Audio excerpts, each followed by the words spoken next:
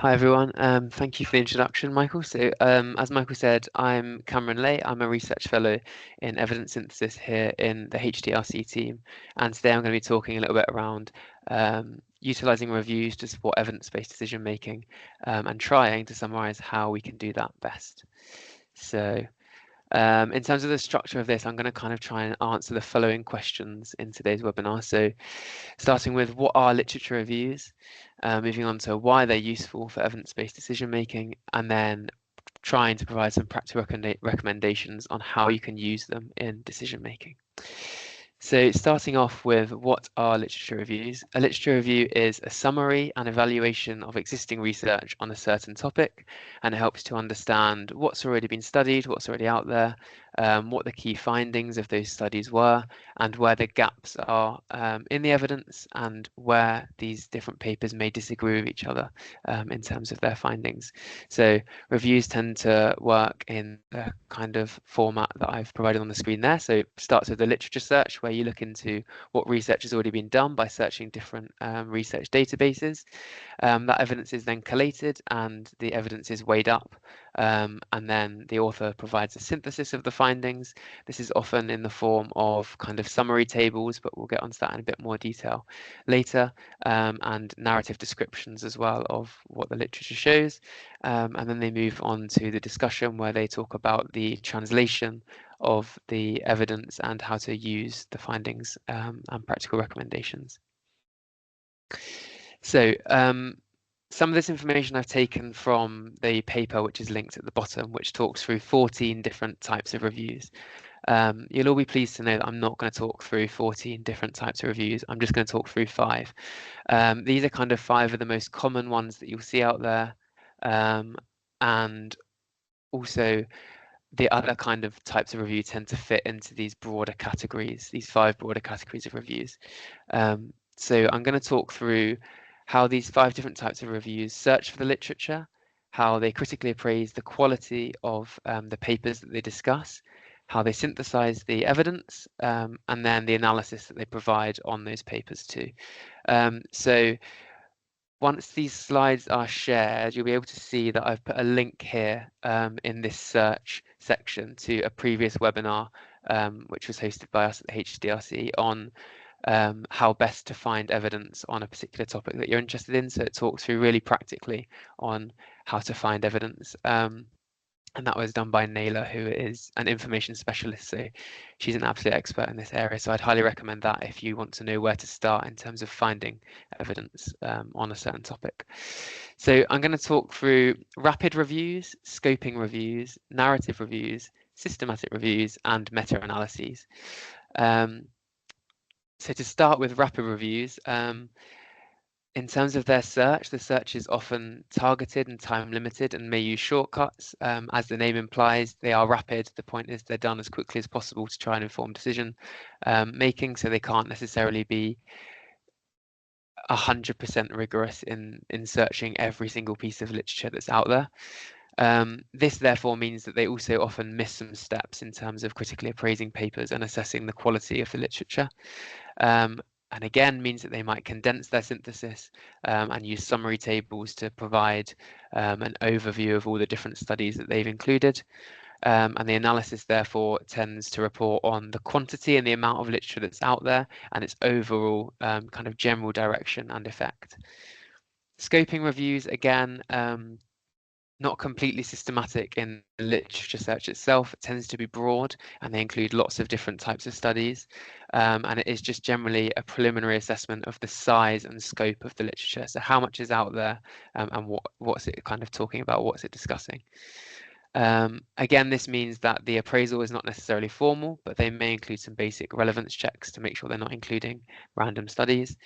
The synthesis generally involves mapping of concepts and themes from these different studies, again with summary tables and some narrative content around what the papers find. And this means that the analysis is descriptive and kind of exploratory for the literature that's out there, and they generally tend to discuss the viability of conducting a full review. So again, as the name suggests, it kind of just scopes what's out there, and then assesses whether there's enough literature to conduct a more systematic full review. Narrative reviews are also informal in terms of their search strategy, which means that they may not be systematic in searching the literature databases. It also means they often don't explicitly state how they critically appraise papers, or they might not do so at all. And the synthesis and analysis is descriptive and thematic, and it's quite subjective, so it tends to be based on the author interpretation. You can kind of see these almost more as opinion pieces compared to other types of reviews. So they might cherry pick literature to form and support their argument. Now, systematic reviews are a much more comprehensive form of evidence review, and the search strategy itself is structured and reproducible. So they have to report the search terms they used, the databases they searched for, and the dates of the searches that they completed, so that anyone can go away and just reproduce this search. So it's a bit more robust. In terms of the appraisal, it's much more rigorous. They use a kind of predefined criteria to assess the quality of each paper that they include. This may include using the CASP tool, which again I've linked in here, so when the slides are sent around, you can use that. They provide checklists of how to critically appraise different types of paper, including reviews. So this might be useful if you're wanting to critically appraise research yourself. And in terms of the synthesis, they provide a structured summary of the findings and also typically use summary tables just because they're very useful. And then in terms of the analysis, they tend to provide information on what's known and what's unknown because the literature search was systematic, so they can tell you what exactly is and isn't out there because they should have captured all of the literature that's out there. And they tend to report recommendations for future practice and research where those gaps exist in the literature, and they may also include a meta-analysis if they're looking at quantitative studies. So therefore, the last type is a meta-analysis, and the search and appraisal are the same as a systematic review. And what these papers do is they conduct a statistical analysis and quantitative pooling of data from different quantitative studies, which means they provide a high statistical power as well. So in terms of the pros and cons of all these different types of reviews and when each one might be particularly useful, rapid reviews are useful if you're trying to make urgent policy decisions. So conducting a rapid review is much more feasible in a short time frame. Again, the name kind of gives that away, doesn't it? Obviously, the pros are that it's a fast turnaround. However, they're not very rigorous in their search strategy or their appraisal of the papers, and therefore it may omit certain studies that weren't captured within the search. Scoping reviews are useful for mapping the size and the scope of literature, just to kind of get an idea of what's out there and the kind of general direction of the literature in terms of is an intervention effective, kind of yes or no in a very general sense without diving into the detail. So they're broad, but they may lack depth in terms of their analysis. Narrative reviews are good for providing a broad overview of a topic. If you want to do one, they're flexible in terms of their search strategy, so they're much easier to conduct.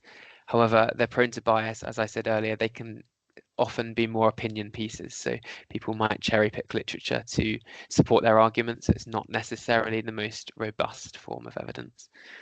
Systematic reviews, however, are much more robust. They're comprehensive and reproducible.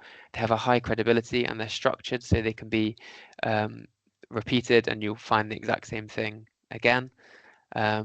However, they're time consuming and resource intensive if you were to try and do one yourself to try and inform your decision making. However, a lot of them are already out there, which is really useful. And then meta-analyses are again useful for quantitative data and synthesizing that. They have a high statistical power because they bring together lots of different papers. Therefore, you have multiple different interventions which are slightly tweaked, and you can kind of pool all of the participants or all of the regions together in terms of the findings. So you've got more of an understanding of what's going on. However, to actually conduct them, they require a lot of expertise. And another con is that they are for quantitative studies only, not for qualitative data. So why are literature reviews useful for evidence-based decision making? Reviews synthesize findings from multiple studies, so they can offer a robust evidence base and provide a more complete picture. And you can kind of see them as a one-stop shop for evidence. So instead of going away and looking for multiple different papers and reading and understanding what they all mean, you just have to go to a review, and it provides a summary table of all the different literature in that relevant area. So it's much easier and less time consuming than trying to kind of do a review yourself. This can help you to avoid repeating mistakes because it will have different types of intervention, for example, and it will show you which ones were effective and which ones weren't, so you know which ones not to use and which ones to use. And using reviews to inform your decision making can also help reduce the risk of confirmation bias. So if you're going out and trying to look for a certain intervention, or you're trying to make a commissioning decision on a certain topic, instead of going out and searching the literature for a paper on that topic and instantly seeing one that pops up saying, oh great, the thing that I wanted to do is effective, it will actually evaluate all of or most of the literature that's out there. So you don't just find one paper that supports your own argument, use it, and then say that you're making an informed decision based on evidence, when actually there might be 10 papers out there testing an intervention and only one of them finds it to be useful, and you're just looking at that one that tells you what you want to hear, basically, as tempting as that may be. They're also useful, so in terms of clarifying what does and doesn't work, reviews highlight effective interventions and ineffective interventions, kind of as I've briefly discussed before, and this can help in prioritizing resources and designing better services based on the evidence that's out there. They're useful for saving time and resources, so instead of commissioning new research, reviews provide a shortcut to existing knowledge and help you understand what's already out there. So money and time doesn't need to go into conducting new research, unless obviously the review finds that there's not specific research on what you're looking for. And these rapid reviews are particularly useful when decisions need to be made quickly, and they can kind of be conducted in-house. You don't need to go and necessarily search the literature to find a review yourself. You can just conduct one of the relevant literature that's out there. Reviews help to build consensus as well, so they can help to align stakeholders by presenting a shared understanding of the evidence. This is especially useful in kind of cross-sector collaborations where everyone has a different understanding of a certain topic, and everyone's read different papers relating to that topic. It brings everything all into one place, and you can all read that review and have a shared understanding of what the literature base broadly says. And they're also useful for identifying gaps because it looks at what's out there, and therefore inherently you also understand what isn't out there, which can guide future research and can help you design pilot programs perhaps instead of fully funding a massive new intervention which doesn't quite have the literature there or the evidence base to support it yet. And this ensures that policy evolves with the best available knowledge base. So finally, moving on to how can I use literature reviews to inform evidence-based decision making. I'm going to try and provide a few practical tips on doing so, and how to use a literature review.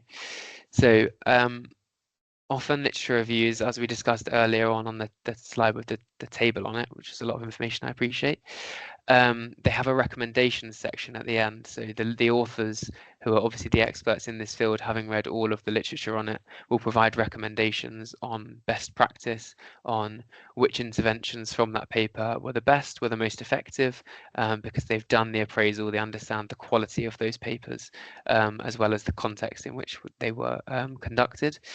I also recommend reading the summary tables that they provide. So on the next slide, I'll talk through that in a little bit more detail, but a lot of these reviews tend to provide summary tables. So instead of going away and reading all the individual papers that they talk about, you can just read the table, which provides a nice summary all in one place where they've categorized the methods and the findings of all these papers, just all in one place for you. Literature reviews are also a useful way to find the most relevant papers. So often if you're interested in a topic, but you're struggling to find a specific paper which addresses your problem or your intervention or whatever it is you may be looking at, a literature review will discuss all of the literature on a certain topic. So there might be 50 papers discussed in it, and you can filter through those papers and decide which ones are the most relevant to your specific scenario, and will therefore be the most relevant in helping you make a decision. So instead of doing a search and finding paper X, you might look through the review and there might be papers X, Y, and Z, but actually you'll see in the summary that paper Y is more useful for your specific circumstance. So instead of relying on evidence that isn't quite what you need, it's useful for finding more tailored evidence. As mentioned before, reviews are really useful for looking into what does and doesn't work, because in quite a concise way, they'll show you which interventions were effective and which ones weren't. And then you can kind of dive into the detail yourself if you want to kind of determine why a certain intervention was or wasn't as effective as you might want it to be. And therefore, they're also useful for comparing and contrasting different approaches or interventions. So let's take a practical example. If you're looking at ways to increase physical activity, for example, in children, there might be a literature review which summarizes 50 different papers looking at 50 different interventions to increase physical activity, and you can see which ones were the most effective in doing so, and then you can kind of compare the different types of intervention to figure out why one wasn't so effective, why another one was, and therefore which one may be most relevant to you in your specific scenario. As promised, I'm going to kind of go through a table here. I hope this is okay to see. So I've taken this from the paper, which is linked here down at the bottom. This is an open access paper, so everyone should be able to view it. You don't need any specific licensing or anything. So this paper looked at urban green space and subjective well-being of older people. So they looked at different papers which assessed various different characteristics of green space, so area, size, type, location, accessibility, safety of the different types of green space, and then linked this with subjective well-being of older people. And this table nicely summarizes which themes they looked at. So did they look at the size of green space, the size of parks available? Did they look at the location or the accessibility of it to older people? And it shows the association. So did they find that these specific characteristics of the green space are correlated with having greater well-being, subjective well-being in older people? So again, the reason these are quite useful is if you want to look at accessibility, for example, as a specific issue related to green space, and this is obviously just an example, you can find this summary table in the review, and it will show you which specific papers look at accessibility and which ones found relationships between accessibility of green space and subjective well-being of older people. And they also provide more context on the paper as well. So if you wanted to find the most relevant paper relating to accessibility, you can look at the ones that first of all look at accessibility and then look at some more information on the study here. So you might look here and go, okay, well, this one was conducted in 2015 and it was in Germany, so the European context might be a little bit more relevant than the USA or Turkey papers, for example. However, you might say it might also be the case that there's a paper from 2024 in here, so it might be more relevant, or the study might have been conducted in the UK, so again, more specific perhaps to your context in Coventry. And that is everything. That was a very quick, brief overview. I didn't want to dive into too much detail there, so I hope it all made sense. Thank you all for listening, and if anyone has any questions now, please feel free to ask and we can go through